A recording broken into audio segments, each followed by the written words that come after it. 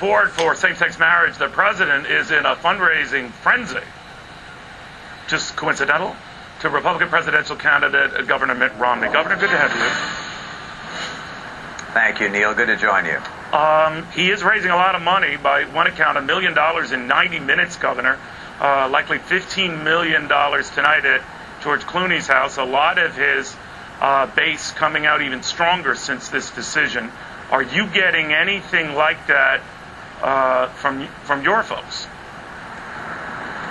I don't think the matter of marriage is really a fundraising matter, either for the president. It certainly is not for me. I don't know what our figures look like.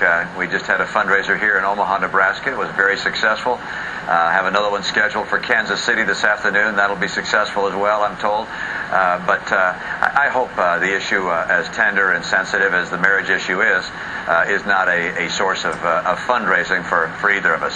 Well, it's obviously galvanized the president's base, and a lot of gay Americans who have liked the president, who have been bitter that he hasn't been more strongly supportive of gay marriage, have now really thrown in their support wallet-wise. Are you worried that's going to come to your disadvantage, though? I don't know that there's a calculation about which positions are going to help and which positions are going to hurt politically. I think you have positions. You describe what they are. Hopefully people are focusing on the major issues of today, which relate to our economy, getting people back to work, dealing with Syria, hopefully getting Syria to pry apart from its relationship with Iran and get rid of Assad, keeping Iran from becoming nuclear. These are the issues I hear about day in and day out, the sense that we're spending and borrowing too much money. But I know for many people the issue of marriage is going to be a defining issue, and they'll make their decision on that basis. That's their right. But you don't change your positions to try and win states or certain subgroups of Americans. You have the positions you have, and as you know, for a long time, I think from the beginning of my political career, I've made it very clear that I believe marriage should be a relationship between a man and a woman. And I know other people have differing views, but that's my view. President, in an attack ad that's already out now, Governor, maybe in response to and a quick follow-up from this decision yesterday, that you've been all over the map on this issue, that you are against civil unions. You've said this is a state issue. Then you've said that maybe it's the federal government that should handle it through a constitutional amendment protecting marriage between a man and a woman. What is your firm position? Well, thank you for any confusion that's there. Let me make it very clear, which is that my preference would be to have a national standard that defined marriage as a relationship between a man and a woman. That would then allow states to determine what rights would be provided for people of the same gender that wanted to have a relationship. There could be domestic partnership benefits, for instance, where one state might decide to provide hospital visitation rights. Another state might decide to provide that as well as benefits of other kinds. States could have their own decisions with regards to the domestic partnership rights. But my preference would be to have a national standard for marriage, and that marriage be defined as being between a man and a woman. Gays quickly interpret that, Governor, as being discriminatory to them, and that a President Romney would etch in the Constitution something that discriminates against a large swath of people in this country, gays. What do you say? We as a society take action which we believe strengthens the nation. I happen to believe that the best setting for raising a child is where there's the opportunity for a mom and a dad to be in the home. I know there are many circumstances where that's not possible, through death or divorce. I also know many gay couples are able to adopt children. That's fine. But my preference is that we encourage the marriage of a man and a woman, and that we continue to define marriage as a relationship between a man and a woman. Some have likened this to sort of like the civil rights movement all over again, and that the gays' push for rights is very analogous. What do you say? I don't see it in that light. I believe that my record as a person who has supported civil rights is strong and powerful. At the same time, I believe that marriage has been defined the same way for literally thousands of years by virtually every civilization in history, and that marriage is literally by its definition a relationship between a man and a woman, and that if two people of the same gender want to live together, want to have a loving relationship, and even want to adopt a child in my state, individuals of the same sex were able to adopt children. In my view, that's something which people have the right to do. But to call that marriage is, in my view, a departure for the real meaning of that word. The president yesterday, Governor, had said that he was persuaded to this view because he had talked to his family, talked to his daughters. I wondered if you talked to Ann about this. Does she concur with you? Your wife, your sons, your grandchildren, are they all on the same page? I actually believe, despite the fact that I have a pretty big family, yes, we're all on the same page on this. I know Ann is, of course. As I go across the country, I know that even within my party, there are people who have differing views on this point. And recognize the Republican Party does not consist of people who all have the same views on all the issues. And this is an issue which you can't really convince someone about. It's something which you either believe one way or the other. It's very much like the issue of life. And we come down on different sides of this issue after giving it careful thought and consideration. I respect the right of the president to reach the conclusion he has, and I presume he respects my right to hold to the position that I've had from the beginning of this topic being raised. Another topic that was raised, and its timing might have been just coincidental, but this front page story of today's Washington Post, going back some 50 years almost to when you were in prep school, and a certain hazing incident which against a suspected homosexual student, and that you led that hazing incident. I guess the kid had dyed his hair blonde. You and some buddies didn't like it. You forcibly pinned him to a table, cut his hair. You've heard the story. You know the story. It's out there. Any comment on it? Well, first of all, I had no idea what that individual's sexual orientation might be. Going back to the 1960s, that wasn't something that we all discussed or considered. So that's simply just not accurate. I don't recall the incident myself, but I've seen the reports, and not going to argue with that. There's no question but that I did some stupid things when I was in high school, and obviously if I hurt anyone by virtue of that, I would be very sorry for it and apologize for it. Have you heard from any of the players? I know the then teenager in question has now since passed away. I think he died in 2004. But have you heard from any of the ones who might have participated in this with you? No, I haven't. Okay. I can switch gears a little bit because many are looking at this entire issue, Governor, as being an enormous distraction, maybe deliberately planted. That is what House Speaker John Boehner said, to get the attention away from the economy. Do you think that's the case? Well, I think you're going to find throughout this campaign season that the president's team will be doing everything in their power to try and hold up various shiny objects. Many of them will be with regards to me. Some will be with regards to the president's policies or promises of some new major giveaway.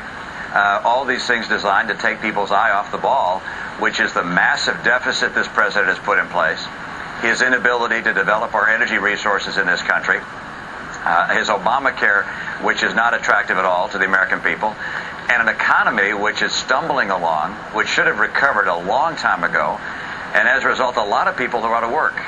Those are the things I hear about when I'm campaigning day in and day out, and taking questions from people on the rope line in small meetings and in town halls. It's the economy which is the focus of what they're talking about, and obviously the president doesn't want to talk about that. You've been talking a lot, and one of the reasons why you're in Nebraska today, you've been all over in that region, oil-rich region of the country. You've been talking a lot about the energy situation. Gas prices have been climbing and all of that. But over the last, almost 3 weeks now, they've been sliding. Gas prices are going the other way, and Democrats have been saying it's because the president started targeting speculators, jawboning about oil companies, and he's the reason why they're coming down. What do you say? Well, I think his explanation a couple of weeks ago when they were going up was it was all because of the speculators. Right. So I guess now he wants to credit the speculators for them coming down. Look, energy prices are driven by supply and demand, and that's as it has been. It's as it's going to be in the future. And the truth is that the president has restricted supply development in this country by holding off drilling in the Gulf, by holding off drilling in the Outer Continental Shelf, by holding off drilling in Anwar, of course, by threatening the supply of natural gas by talking about the federal government regulating fracking, stopping the pipeline, Keystone Pipeline from Canada. Look, he is doing almost everything he can to make it harder to develop energy resources in here, and we're going to be paying for this in the years ahead. And the reality is we have more oil production in this country today by virtue of decisions that were made long ago, including by his predecessor. He has cut back the number of licenses and permits on federal land by over half. And so he deserves no bow for the fact that energy prices now and then come down. I sure hope they come down, but it's not because of his policies. Well, they've been dumping ugly on you, that it's Democrats as well, Governor, or your comments that you should take part of the credit for the auto industry comeback and the auto bailout success.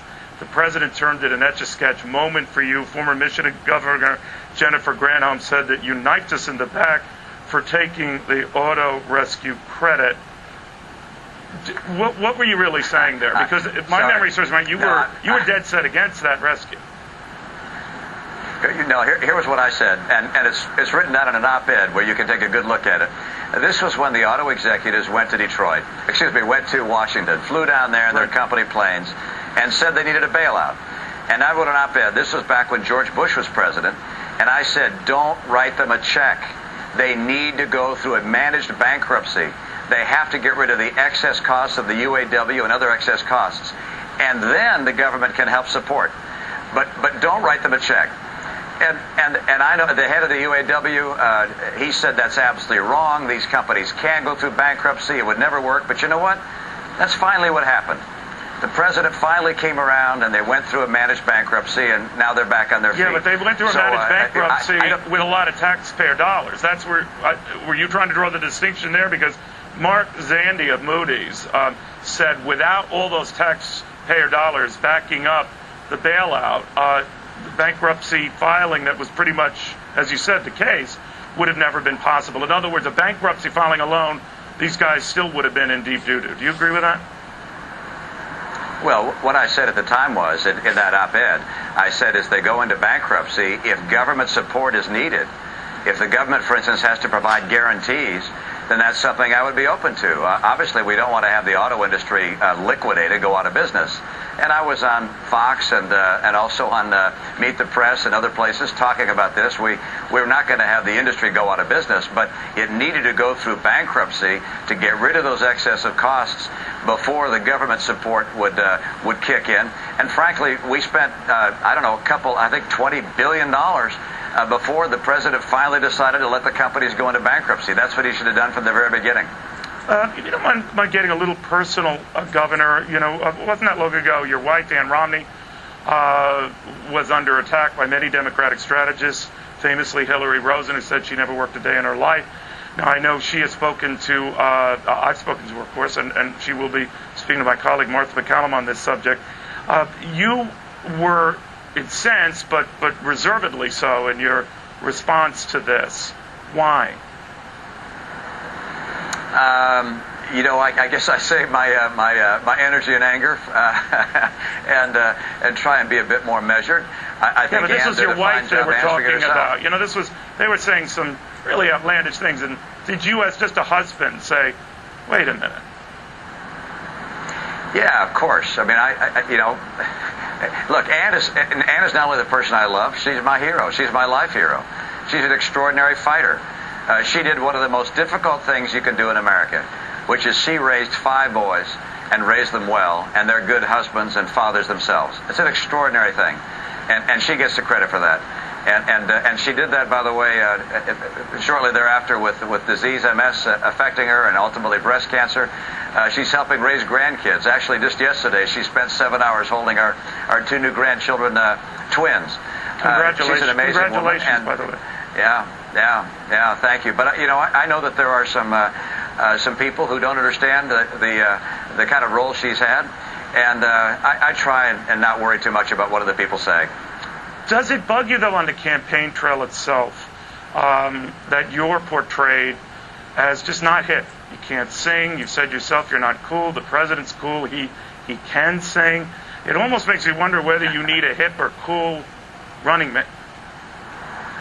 I think I can sing. Come on, Neil. Well, you're better than me, but then again, everyone is. Look, but you know that comes up again, and that's what you're up against. I'll do a sing-off, and I don't think I'll play the president a round of golf, but I'll be happy to take him through a water ski course. I mean, we have different skills and different interests and different hobbies. I must admit that my kids and my grandkids are my hobby, and consume a lot of my interest and attention. But people are going to get to know me better. And, Ann says there's a wild and crazy guy locked up inside of me. She has said that, right. Now and then I let him out. All right. But I guess to the point, I did actually have a serious point about whether your running mate should be countered to at least your image. You're sort of buttoned down, very serious, this corporate guy, and that maybe your running mate should be a little younger, a little looser. Maybe a Marco Rubio comes to mind. What do you think? I don't know if you're available, Neil, but I appreciate the input. Can't sing.